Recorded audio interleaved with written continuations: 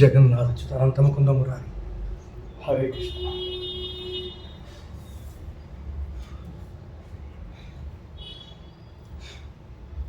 Actually gap ఇస్తాను కాబట్టి కొంచెం కంఫర్టబుల్ ఉండదు, మెల్లిమెల్లిగా మోల్డ్ చేసుకోవాలి. డైలీ చేస్తే మంచి గ్రిప్ ఉంటుంది, సందేహం లేదు, చాలా మంచిది కూడా.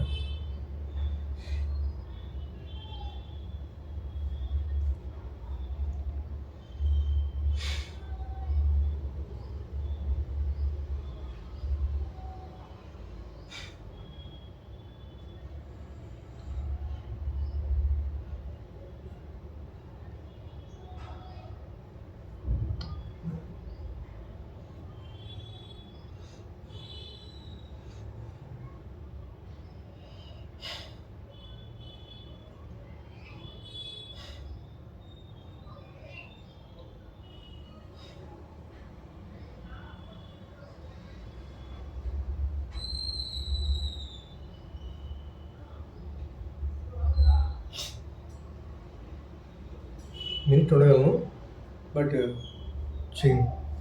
నేను మళ్ళీ రేపు చేయాలంటే మళ్ళీ కొంచెం పెయిన్ ఉంటుంది. మెల్లిమెల్లి అలవాటు చేస్తే ఇంకా అవకాశం ఇచ్చింది ఎక్కువ చేయకూడదు. హరే కృష్ణ.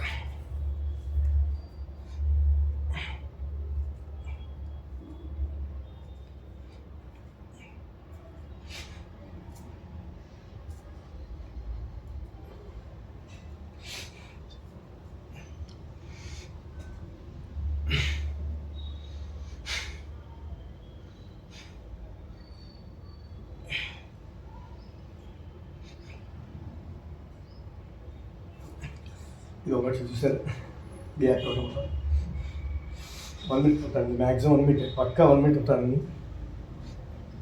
మీరు చేస్తా వస్తాను, డైలీ చేయాలి, ఎక్కువగా గ్యాప్ ఇస్తే.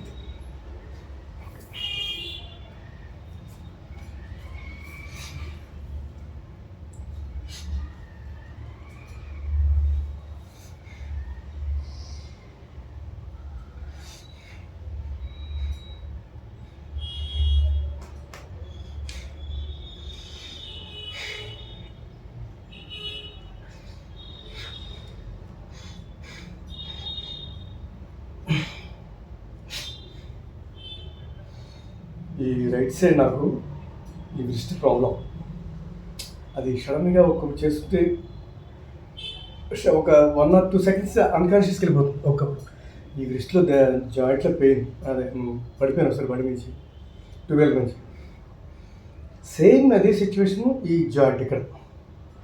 దానికి మస్తగర్భాసనం నెంబర్ 1, మస్తగర్భాసనం. అది కరెక్ట్ ఎక్కడ రావాలో సెట్ అవ్వాలో ఈ కార్డు ఇక్కడికి వెళ్తే అది పర్ఫెక్ట్గా నాకు సెట్ అవుతుంది అనమాట. నాకు తెలిసిపోతాను ఆటోమేటిక్గా.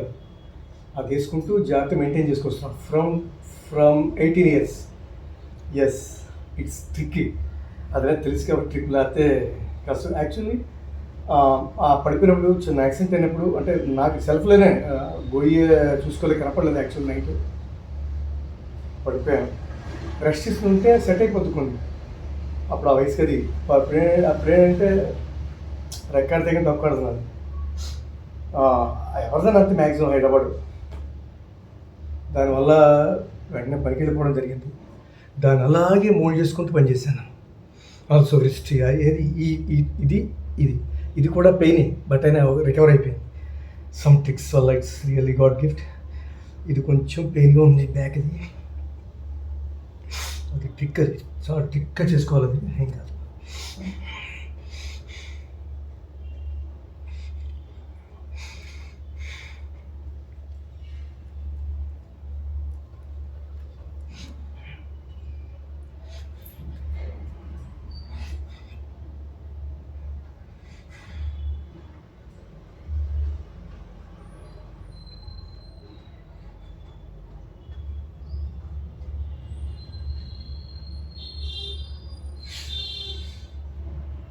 ఇలాంటి వాటికి పడిపోయిన సెట్ అవ్వడానికి కారణం మెయిన్ మన ఇంద్రియ నిగ్రహశక్తి.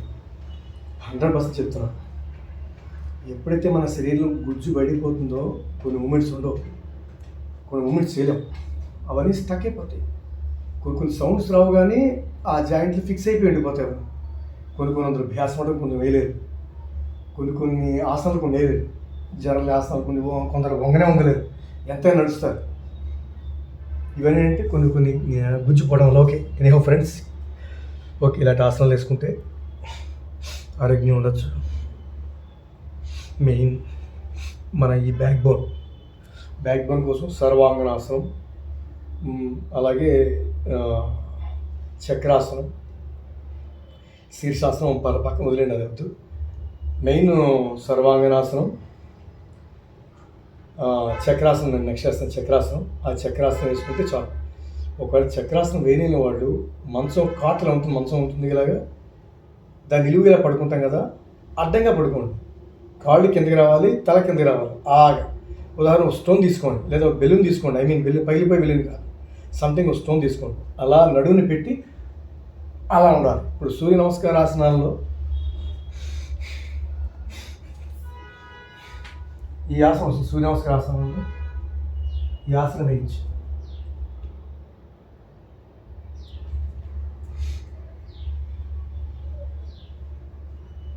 అది కంఫర్టబుల్గా చేయగలిగిన వాళ్ళు మాత్రం,